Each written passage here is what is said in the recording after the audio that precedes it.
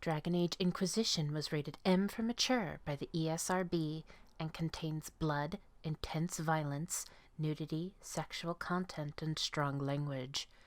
Viewer discretion is advised. Hello everyone, my name is Amaronith and I play games for the internet, and today we're playing Dragon Age Inquisition. It's been another couple of episodes, and so it's time for another Codex reading.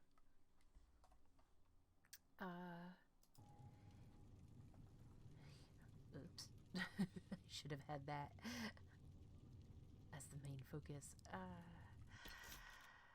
Whatever. You'll forgive me, right?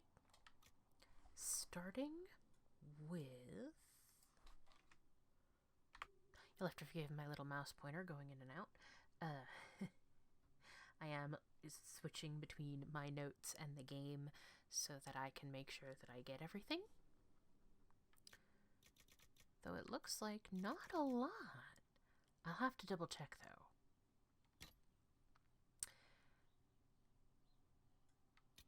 Starting with crafting materials, however, Crystal Grace.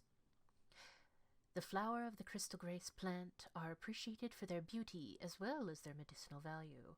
Pale blue and shaped like delicate crystal bells, the flowers should almost tinkle in the breeze. In fact, I have heard a tale of an Orlesian lady who ordered Crystal Grace to be planted all over her bower, and then hired a mage from the White Spire to enchant them to do just that. Eventually she grew tired of the chiming and set fire to her lawn in a fit of pique. Let us learn from this.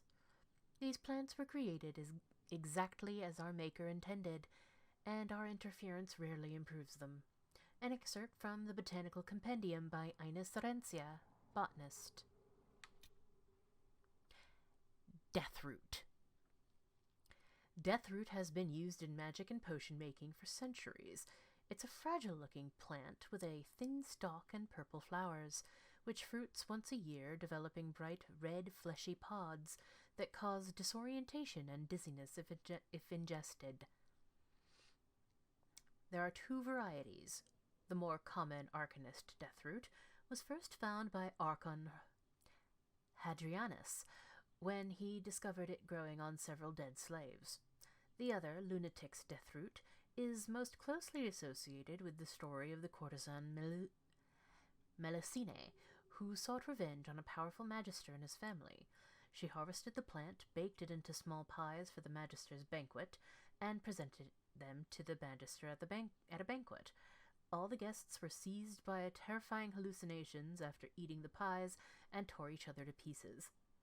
An excerpt from the Botanical Compendium by Astrariums, botanist.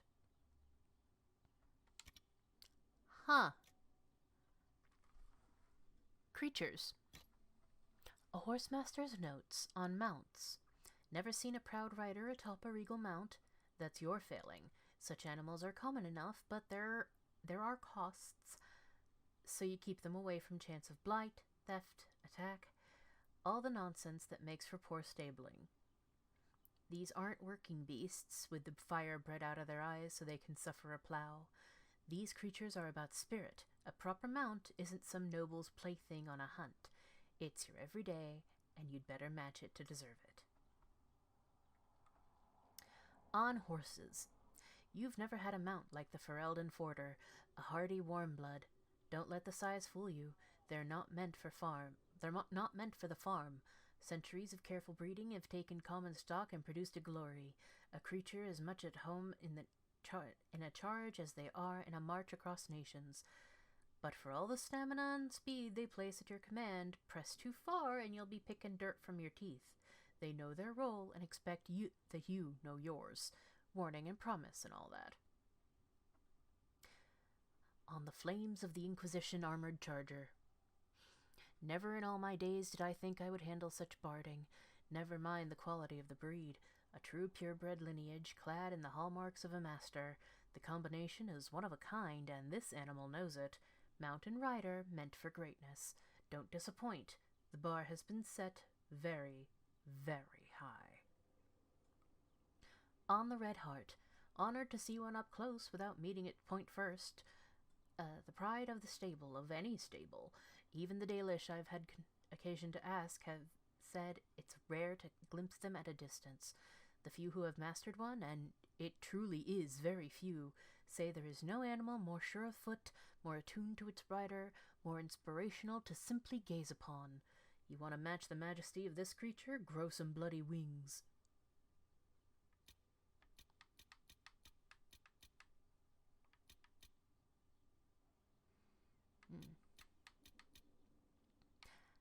Bear. We went into the woods near Valforet to find a great brown bear that had the townsfolk worried.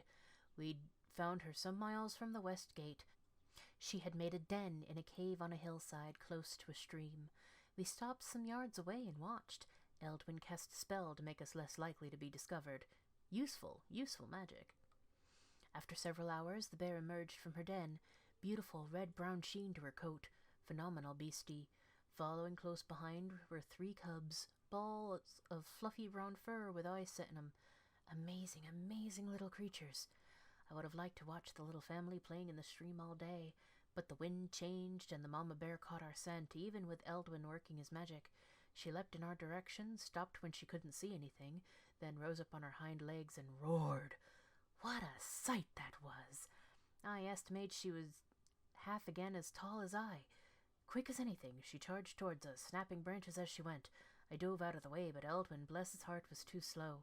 A massive paw caught him right in the chest, and he went down. Poor Eldwin. Nature is ruthless, but magnificent. From the Wilds of Thedas, Volume 2, by Stefan Diorian. Dieroin.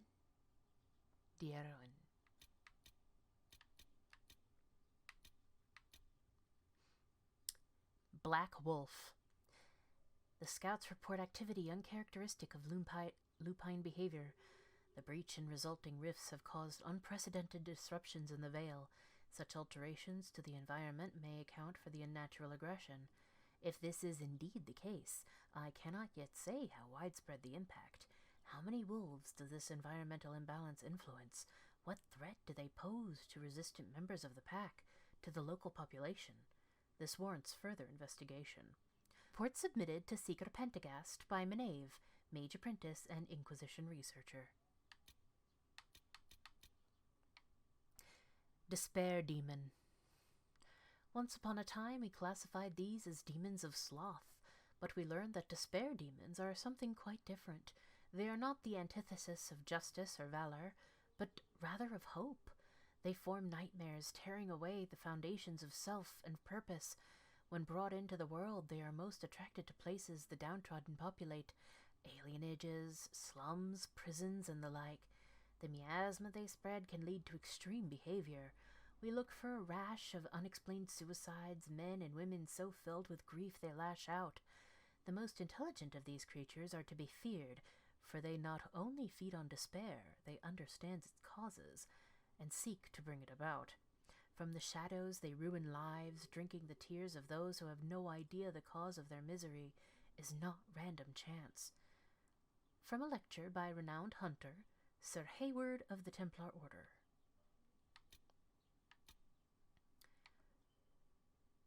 Foot Soldier, updated. I have faced Antivan duelists, Ferelden Ash warriors, and Fog warrior skirmishers.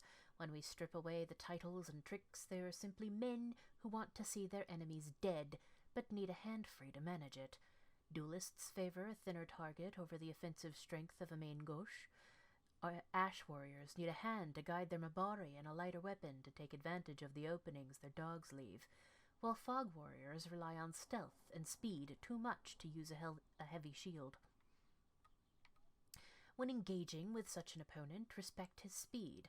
His hands and feet will move a great deal. Ignore them. Watch his hips and shoulders instead. First deny what advantage he has in his allies or environment, unless you have trained equally in such matters. Once you control his weapon, overwhelm him. He has no shield, and you need not fear a second blade. If forced to fight in such a manner, you must decide whether you will fight as a duelist, one-handed, or as a chevalier. If the former, drop your back leg away to tighten your center target, as you have no shield to cover your body or second weapon to bring into range. Focus on a quick attack and give ground freely when you cannot find an advantage. If the latter, rely on your Vambrance and Gauntlet as a shield, and try to wrench your opponent's weapon away. My left arm bears the scars of such efforts, but my opponents bear worse. Better still, do not lose your shield at all. But battles are not a place of perfection. An excerpt from A Meditation upon the Use of Blades by Swordsmaster Marche de Jeanmain, required reading at the Académie des Chevaliers. Researched, damage against humanoids increase.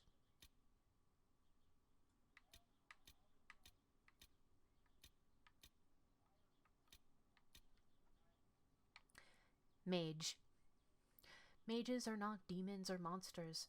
They are men and women like any other, except for their skill with a weapon few are given. I say this to be clear that I do not think all mages should be put to the sword, as some believe. However, every mage walks through life with a blade drawn and ready, whether they wish it or not. Those who insist that mages are harmless must ask how the apostates who fling fire when the Templars attack learned how to kill so well. We in the Académie know well that no skill comes without practice. If you fight a mage, you must close with him, regardless of the danger or risk being overwhelmed. A mage's strike rarely hits with the force of a trained chevalier's blade, but often carries unnatural energies. Fire that boils a man inside his armor, lightning that steals the strength from his limbs, and so forth. To hold back is to give him time to alter the battlefield to his advantage in some fashion, whether he summons a wall of ice, a demonic ally, or magical flames to strengthen the blades of his guards. We know that the warrior who controls the battlefield is most often the victor. You must keep him reacting to you and continue your attack. Mages rarely wear heavy armor, but their magic can shield them as effectively as our own plate. I have said many times to watch the hips and arms of your opponent instead of the hands, but with a mage, the hands and arms may be your only clue. If his body is protected from your blade, attempt to tangle his arms or bear him to the ground. It is not elegant or honorable, but there is no honor when fighting a mage. There is only survival. An excerpt from A Meditation on the Use of Blades by Swordmaster Marche de Jeanmain, required reading at the Académie des Chevaliers.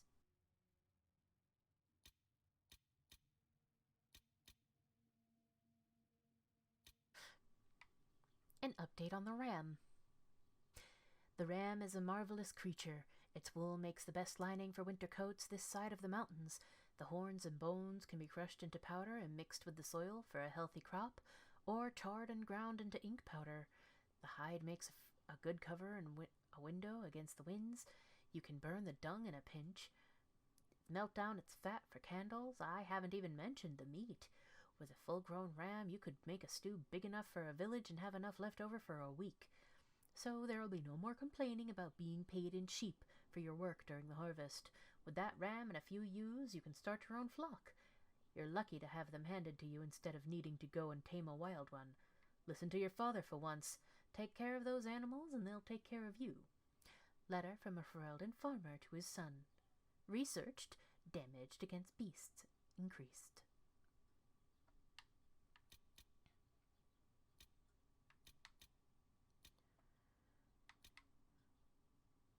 Already read shade. Tusket.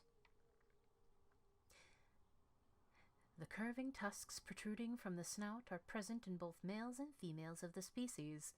Rarely used in combat, the upper tusks play an important part in mate selection. It's believed that tuskets choose prospective mates based not only on the size, but on the curve and even slight color variation found in another's tusks. Considering tuskets spawn for life, careful mate selection is crucial to the continued success of the herd.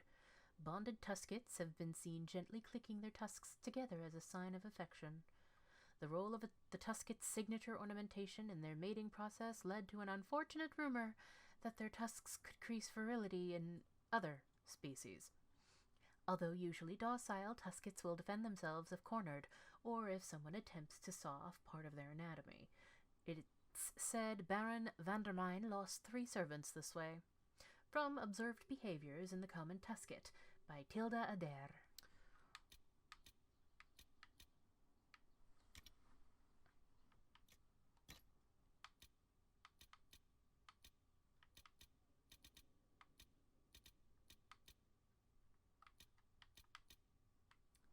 apparently I never read this one.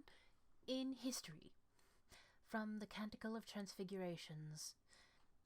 Many are those who wander in sin, despairing that they are lost forever. But the one who repents, who has faith unshaken by the darkness of the world, and boasts not nor gloats over the misfortunes of the weak, but takes delight in the Maker's law and creation, she shall know the peace of the Maker's benediction. Canticle of Transfigurations 10:1.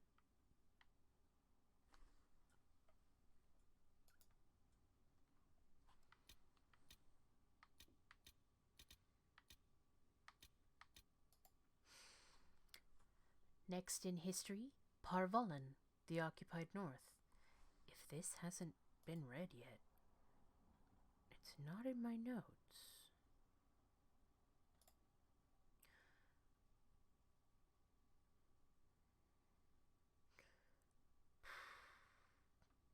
I'll have to, because I haven't gone back and double-checked everything.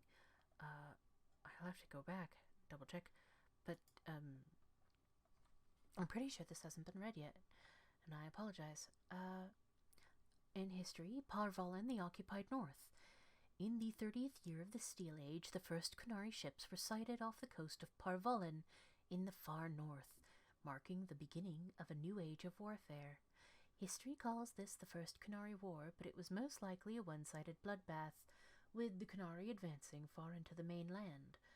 Qunari warriors in glittering steel armor carved through armies with ease, their cannons, the likes of which our ancestors had never seen, reduced city walls to rubble in a matter of seconds. Stories of Qunari occupation vary greatly. It's said that they dismantled families and sent captives to learning camps for indoctrination into their religion. Those who refused to cooperate disappeared to mines or construction camps. For every tale of suffering, however, there is another of enlightenment deriving from something called the Qun. This is either a philosophical code or a written text that governs all aspect of Qunari life, perhaps both. One converted Saharan reported pity for those who refused to embrace the Qun, as if the conquerors had led him to a sort of self-discovery. For all my life I followed the Maker wherever his path led me, he wrote, but in the Qun I have found the means to travel my own path. It has been said that the most complete way to wipe out a people is not with blades, but with books. Thankfully, a world that had repelled 4 blights would not easily bow to a foreign aggressor, and so the exalted marches began. The great advantage of the Chantry-led forces was the circle of Magi. For all their technology, the Qunari appeared to harbor great hatred for magic. Faced with cannons, the Chantry responded with lightning and balls of fire. The Qunari armies lacked the sheer numbers of humanity. So many were slain at Marnus Pal, on both sides, that the Vale is said to be permanently sundered, the ruins still plagued by restless corpses. But each year the Chantry pushed further and further into Qunari lines, although local converts to the Qun proved difficult to return to Andraste's teachings. By the end of the Storm Age, the Qunari were truly pushed back. Ravain was the only human land that retained the Qunari religion after being freed, and its rulers attempted to barter a peace. Most human lands signed the Lamoran Accord, excepting the Tevinter Imperium. It is a shaky peace that has lasted to this day. From the Exalted Marches, an examination of Chantry warfare by Sister Petrine, Chantry scholar.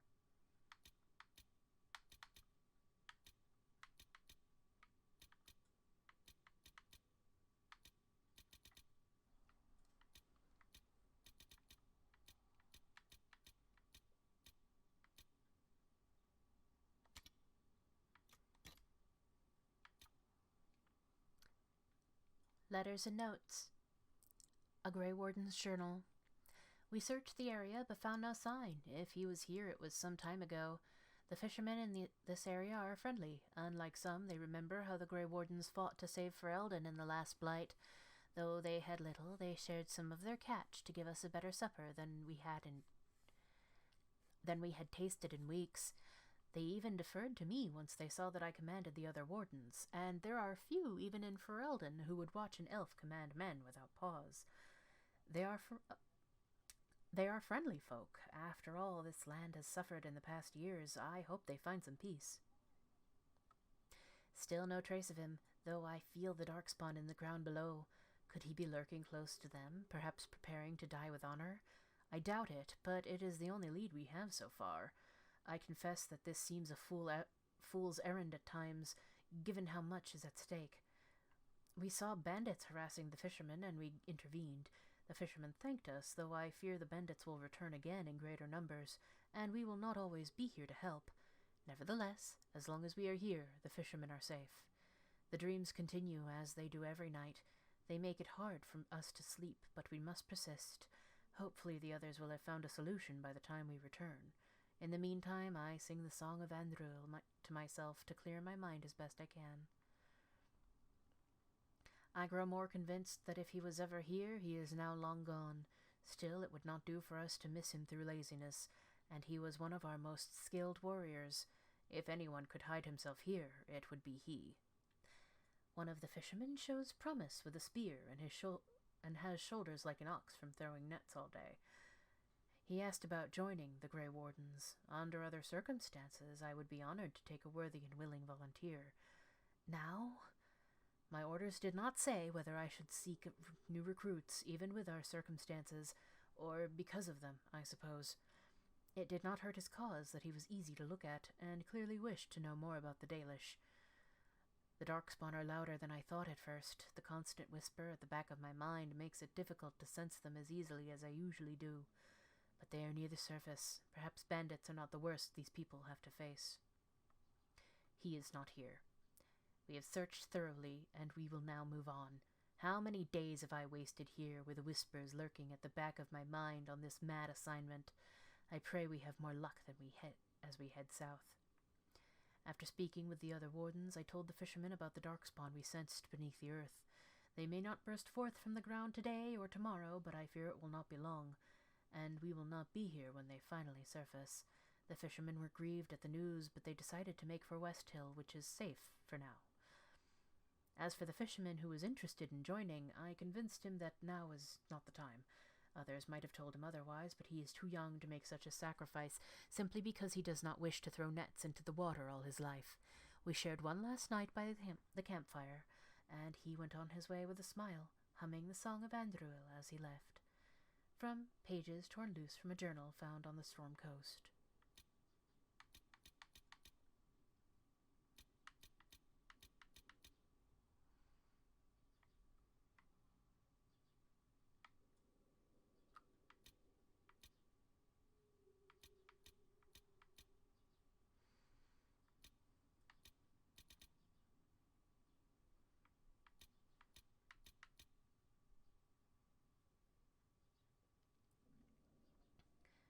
Notes found in a mage's hut.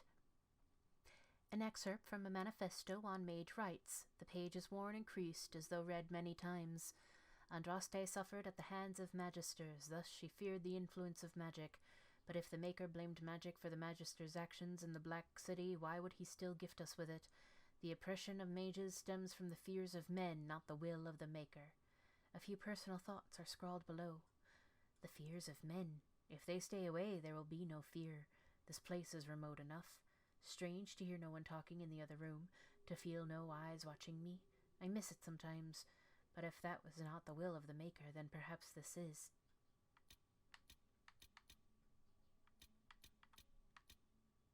Templar Encampment. Brothers, we must listen to the call of the Maker himself, who has given us the duty to destroy these mages. By the rebellion, they have forfeited their right to live. They are not people, and any order that asks us to end this just and righteous battle is a lie, a test sent by him to separate the faithful from the foolish. Join us off the West Road and fight for a worthy cause. A letter written in a crisp and educated hand. When the Tevinter Imperium said that mages should rule over man, the just rebelled against the unrighteous decree. When the Circle said that mages should be allowed to consort with unholy spirits without care or consequence, the just rebelled against the unrighteous decree. Now the Lord Seeker tells us to withdraw to Val Royeaux. My brothers, I tell you, we are the just, and we must rebel against this unrighteous decree. Our battle must continue until no mage draws breath. Cast aside these cowardly shackles and join us along the river off the west road. A letter written in a crisp and educated hand. We must be ready to fight not only the mages, but those who sympathize with them. Have not the mages and blood magic to trick the minds of the unwary? Are not most people as we know them sheep, ready to be led by those who speak with authority? The people must be protected from the mages. It is our right and our duty. But those who supply them with lyrium, those who offer them comfort and food, those who shirk their duty to supply us for our worthy fight, they are sympathizers who have lain with demons and can breed only abominations, and they must be slain as such. We will wage our war from our camp off the west road, and we will not stop until this world is clean. A letter written in a crisp and educated hand.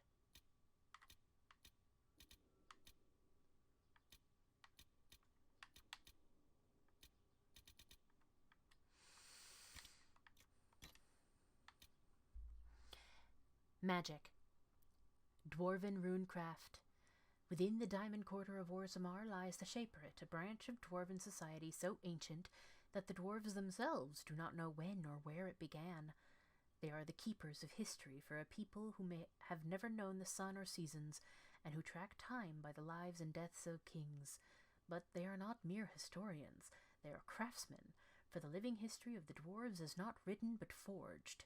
The memories, as the dwarves call their records, are runes painstakingly crafted from lyrium, which contain the actual thoughts of the shapers who made them. The making of runes is not restricted solely to the shapers. The most commonly useful kind are crafted by many members of the smith castes, from lyrium and other magically reactive metals, and can imbue a variety of fascinating new properties to an item when properly applied, just as the runes of Tevinter design do. But runes are found everywhere in dwarven artwork, and not all serve a practical purpose, at least not one that's known. They are carved into houses and storefronts, they are embroidered on garments, etched in glassware, even painted on chamber pots. The meanings of the symbols themselves are sacred knowledge kept by the Shaperit.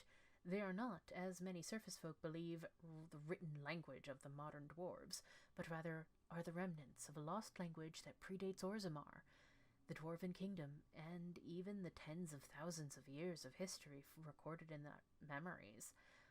The Shaperit recognizes the meanings of a few dozen dwarven runes. Memory, obviously, is used for their record-keeping. Many have not so much been translated as inferred. Runes which decorate both armor and load-bearing architecture might very well mean strength or endurance. New symbols are unearthed now and then in the fallen taigs, brought back by the Legion of the Dead and jealously hoarded by the Shapers who struggle to find their uses and origins.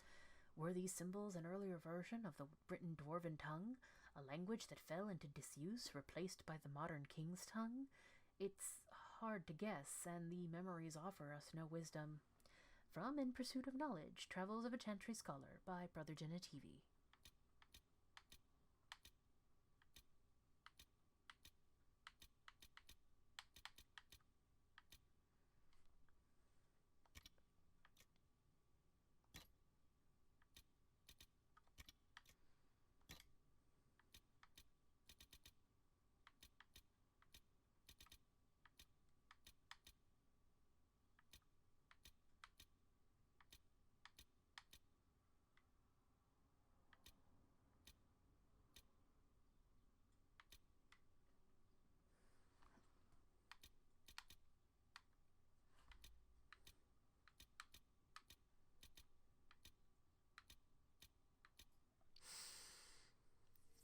Places.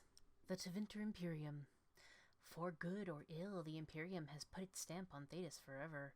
The old Imperial Highway is still in use across most of Thedas. The ruins of Tevinter fortresses and centers of magic study still litter our landscape, long after the glory of the Imperium dimmed. But the influence of that ancient empire goes deeper than this. Without Tevinter, there would have been no blights, no Andraste, no chantry. Every aspect of our world would be altered. The might and majesty of the Imperium may have faded, but it still makes its presence known, even in the most distant corners of Thedas. Every child has been brought up on stories of Tevinter as it is now, a decadent nation ruled by the Archon and his court of magisters, great and no doubt corrupt mage lords. Their chantry a mockery of our own, their black divine a man chosen from the ranks of the Minrathous circle of magi. The Maker's most hallowed law, magic exists to serve man, and never to rule over him, perverted.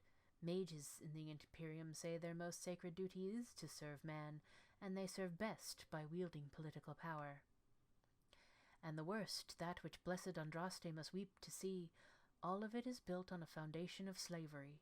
While most nations forbid the buying and selling of slaves within their own borders, nearly everyone ships people to the Imperium for sale, skirting the prohibitions against such atrocities, and feeding the Imperium's endless hunger for bodies, to fight the Canari, to work the mines and quarries, to build the palaces of the magisters, to sweep the crumbling streets, and turn the middens and serve at the whim of their mage overseers. From Black City, Black Divine, a study of the Tevinter Imperium by Sister Petrine, Chantry Scholar.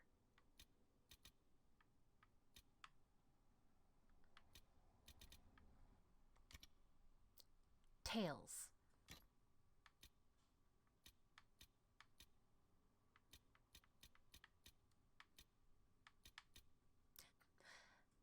Sera Was Never. Sera was never quite an agreeable girl. Her tongue tells tales of rebellion. But she was so fast and quick with her bow, no one quite knew where she came from. Sera was never quite the quietest girl. Her attacks are loud and they're joyful. But she knew the ways of nobler men, and she knew how to enrage them. She would always like to say, "Why change the past when you can own this day?" Today she will fight to keep her way. She's a rogue and a thief, and she'll tempt your fate. Sera was never quite the wealthiest girl. Some say she lives in a tavern, but she was so sharp and quick with her bow, arrows strike like a dragon. Sera was never quite the gentlest girl. Her eyes were sharp like a razor, but she knew the ways of commoner men, and she knew just how to use them. As performed by the bard Meriden Halewell.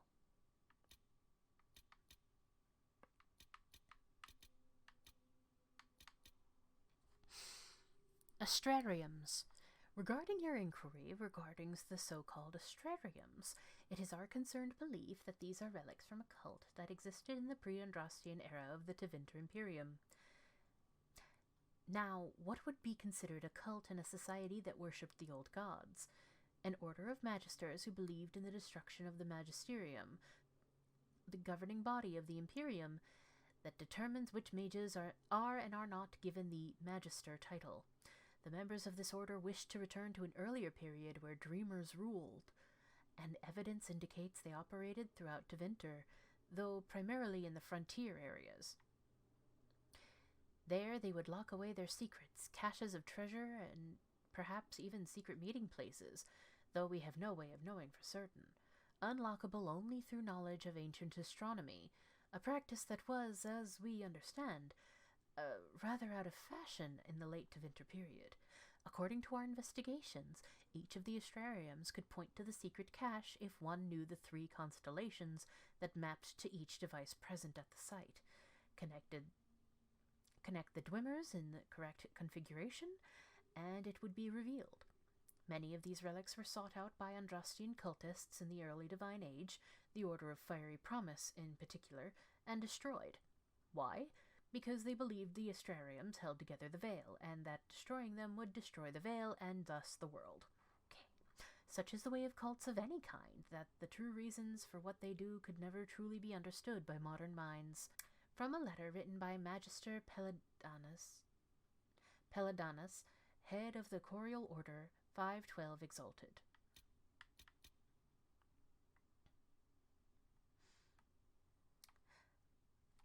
Bottles of Thedas, updated. Butterbile, 784. A hard liquor that is not so much served as it is brandished. Coarse and indifferent, it is to your taste or it is not. The failing is yours if you cannot raise or lower to the challenge of a distiller told not to. Vint 9, Rowan's Rose. Delicate to the nose, comfort to the tongue, and, strangely, a half-remembered whisper to the ears. It is described as, and inspires, a wistful spirit, A Vinter's Opus. Carnal, 869, blessed.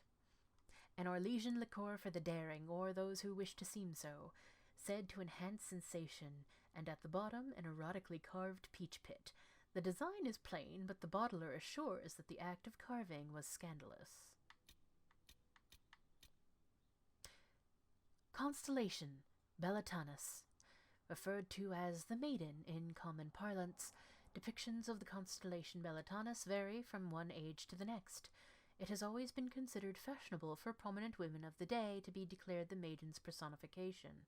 Queen Madrigal in the Exalted Age, for instance, and Queen Asha before her. None of these women would likely appreciate the fact that Bellitanus is believed to have originally referred to Fervenial, the old god of beauty. From a study of Theodosian astronomy by Sister Oren Peraquialus.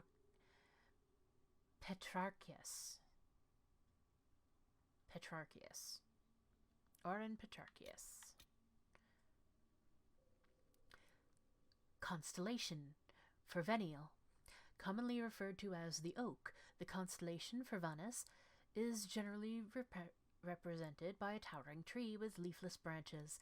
Many scholars believe this is a representation of nature that harkens back to the lore of the early Neromenians,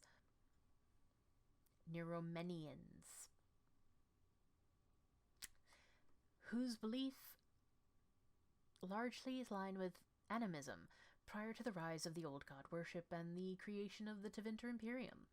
Others, however, believe Fervenius was originally a constellation of the elven people, specifically a depiction of Andruil, goddess of the hunt. Vir Tanadal, or the Way of Three Trees, is a central tenet of Andruil, and some think that Fervenius originally represented this concept. From a study of Theodosian astronomy by Sister Oren Peraquialus.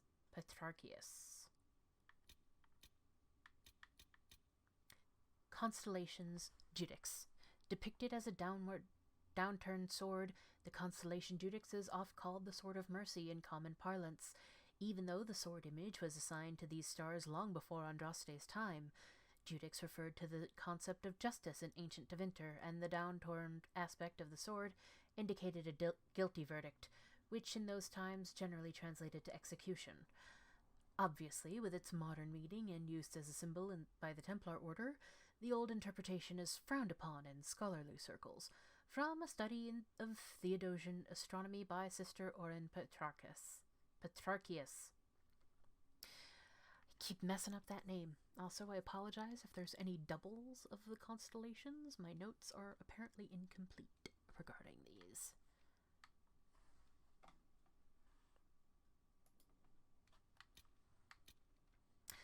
Constellation Peraquialus.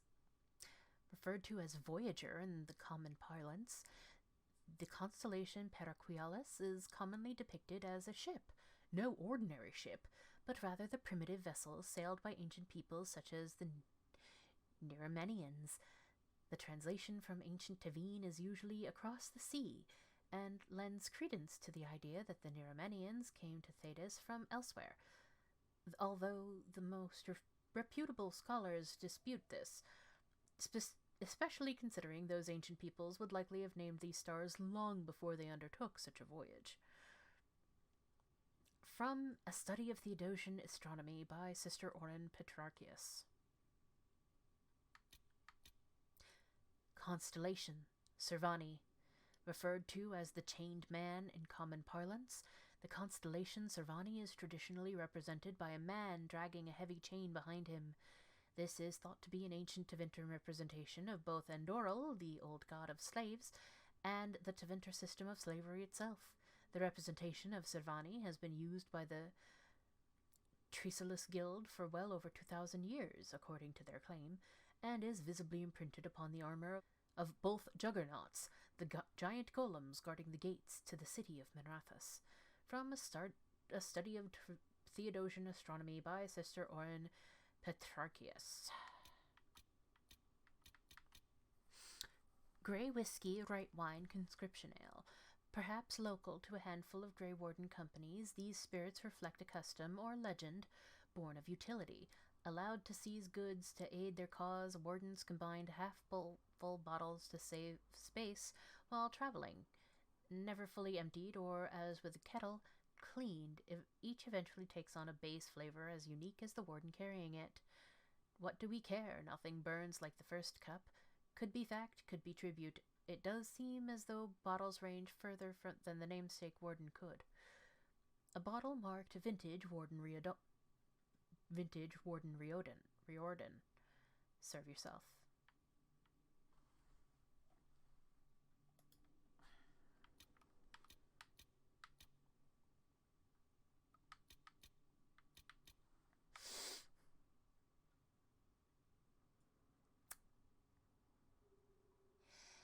I think I read chapter 2 already, but I'm gonna read it along with chapter 1 just so that we've got it all connected. Harden Hightown, chapter 1, by Varric Tethras. They say coin never sleeps, but anyone who's walked the patrol of Hightown Market at midnight might disagree. The pickpockets and confidence men head to the taverns at dusk. The dwarven businessmen and nobles go back to their tiny palaces to fret over the ways they got cheated, and the market falls silent. Donan Brenokovic knew every angle of the market with his eyes closed. 20 years of patrols had etched it into him so that he walked that beat even in his dreams. The recruit, Jevlin, was another story. The ring of steel striking stone told Donan that the kid had stumbled into a column again. His new armor would be full of dents by sunrise. Torches would make this easier. The sound of Jevlin hauling himself off the pavement was like a tinker's cart crashing. Torches make you night blind. You'll adjust. Donan crossed the square to help the kid to his feet. A breeze scurried across the plaza, sending the banners and pennants shivering and carrying an old familiar scent. Donan stopped in his tracks. Something's wrong. His voice was low, warning. He peered into the dark, up at the mezzanine just above them. Follow me. Be ready for trouble. The two guards climbed the dark stairs and there, in a puddle of shadow, found the body. Gold-trimmed satin glittered through the blood. Get the captain, Donan sighed. We've got a dead magistrate. Harden Hightown, Chapter 2, by Varric Tethras. Magistrate Dunwald's butler had the air of a man who had never risen before dawn in his life. He stared down his nose at Donan Brenokovic and his partner Jevlin as if he were on some lofty balcony above them, instead of standing in the parlor in his dressing gown. The magistrate is indisposed. This can wait until a reasonable hour. He gestured for the guards to see themselves out. The magistrate is dead, Donan corrected him. Wake the household. As the butler left, Jevlin shifted uneasily in his new armor. Shouldn't the captain be here? You want to go back to the barracks? Be my guest, Donan said with a shrug, only half listening as he studied the collection of displayed in the room. A dozen ancient swords lay nestled in display cases, protected from dust and prying fingers. He moved to lift the lid of the nearest one. Jevlin started to protest, but then the doors opened. She had eyes the color of topaz and dark hair that fell across her brow like sword strokes. She strolled into the parlor with such dignified elegance that Donan didn't realize for several minutes that she was clad in a housecoat and not a ball gown. You have news about my husband? What's Seamus done this time? Forget to pay his bill at the Rose? She seated herself and indicated the guards do the same. Donan nodded at the recruit to speak up. Jevlin started, No, Lady Dunwald, actually... She interrupted him with a wave. Marielle, please. Lady Marielle, your husband has been murdered. Donan took over for the flustered recruit. When did you see him last? Marielle stared at him, her jewel-colored eyes wide and her voice cracked on, Murdered? Seamus? But a heartbeat, maybe two, passed, and she again became the perfect picture of noble grace. I saw him at dinner, she answered in a tone anyone might use to comment on the weather. He left before dusk. He said he was going to play Wicked Grace with the Comte de Fervenial. Do you know of anyone who might have wanted him dead? Jevlin asked softly. People want magistrates dead on principle, she gave a wry smile, but her voice grew pained. Criminals, political rivals, even people in his district who disagreed with him. She drifted off, lost in thought, then turned to Donnan, eyes blazing. "A week ago a letter came. Vague threats. I thought it was nothing, but it upset Seamus." "Who sent it?" Donnan asked. "It wasn't signed, but the seal was 6 crossed swords." Dun, dun, dun!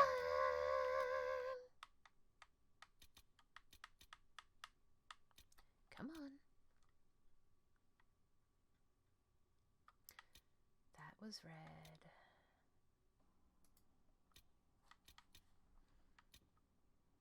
Saga of Trida Brightaxe of Our Mother. Possibly updated? First stanza. Tell the tale of Trida Brightaxe, mountain maker, spirit's bride. Free her people, forged in fastness, made mountains hardy hide. Wise in wisdom, common counsel, great in gifts her grateful guests. Sacrificed did she to spirits, took their teachings, followed quests. Bright her axe on breaking crystal, stirred to flame when temper flies. Gifted from her leaf-eared lover, laughing lady of the skies. Bested blades of all who tried, maidens spurning all requests. Trida Brightaxe, dreamer's eyes, Our Mother of her making. Second stanza. Thelm gold-handed, fingers greasy, jeweled rings with a glitter shone. Took in tribes in times of trouble, fed them fat to weaken bone. Warriors great in number, sun-kissed swords to fight his wars. Drake-scaled shirts their bodies covered, heart-wine stained the salty shores. Told his tribes a tale of treasure, over sea to north it gleamed. Whispered words to drive the droves to Golden City where he dreamed. Counseled quick in dreams alone, voices wiser men ignores. Pushed the tribes until they screamed, heed the dreams and cross the waking. Third stanza. Honey-tongued was Thelm to Trida, gifts of gold and steel to start. Wanted Trida's men for warriors, stolen tribe from stolen heart. Cold her tribe the gold hand counsel, lean from winter's wind-knife chill. Be my bride and cross the waking, eat the gilded city's fill. Trida Brightaxe fraught with fury, crystal axe head stirred to blaze. Heeded well her leaf-eared lover, unabashed by lustful gaze. None shall break my tribe apart, not with demon words that kill. Fear my fury's fiery rays, dream words lie, their thirst unslaking. Fourth stanza. Trida Brightaxe, Thelm gold-handed, battle brought with blade and axe. Thelm in mail and shield of silver, shining sheen to turn attacks. Blade of dragon bone now blooded, warrior throats wrung raw with cheers. Trida stands, her bright axe blazing, leg still weeping battle tears. Bright the axe of leaf-eared lover, laughing lady of the skies. Fires flare as Thelm gold-handed, honey-tongued, repeats his lies. North to warmth and golden cities, whispers speak in dreamers' ears. Silver scorched the lyre flies, on ravens' beaks to dream unwaking. Fifth stanza.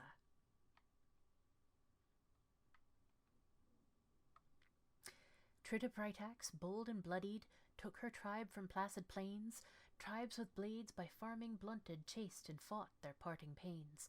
To the mountains shorn of shelter, snow-slicked peaks gave wind its bite. Found a cave to save her tribe, but dragonfire lit the night. Beast no blade could break came roaring, mountains slipped their winter gown. Trida shouts to leaf-eared lover, you I choose above a crown. Lightning split the spitting rains, sundered over prideful heights. Dragon fell and rebel down, crashed and crushed in earth-mad's shaking. Sixth stanza. Trida Brightaxe, proud her tribe, free from fallow fat below. Built in battle, fed on fighting, strong from struggle did they grow. Deep in caves the stonemen tribe, Hendor's warriors, stout and strong, met the tribe with axes ready, armor gleaming, sword blades long. Spoke with Trida did her lover, gentle whispers soft she made. Dwarven hearts were sundered, simple, still with honor, thus she bade. Let the tribe the dwarf men know, in their caves where they belong, not with battle but with trade, Hendor's dwarves give peace unbreaking. Seventh stanza. Trida Brightaxe, dwarf-friend chieftain, with her leaf-eared lover lay. Woke she did to love-sweat morning, lover gone in light of day. Dream words whispered, spoken soft, still the silence crushed and crashing. Dead her tribe unless a child could keep her line in warrior fashion. Avelar, So named the lover, called our journey, yours and mine, one day child of Trida's blood, Morriganan, in strength must shine. Lovers' whispers to obey, hinder dwarf prince friend in passion. Babe produced, serve the line, and of our tribe her name are taking. Huh. I believe that's the entire poem. First, second, third, fourth, fifth, sixth, seventh. I believe that's the entire poem.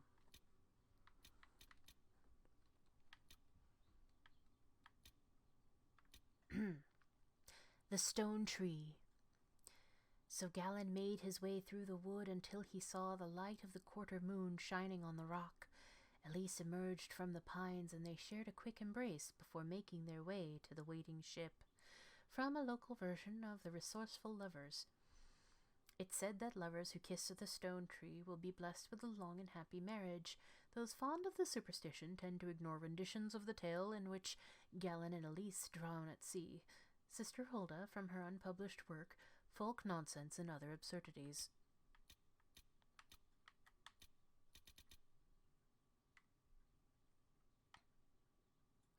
If I'm missing any of these because my notes are incomplete, I will come back and read them again. However, that is it. As far as everything new.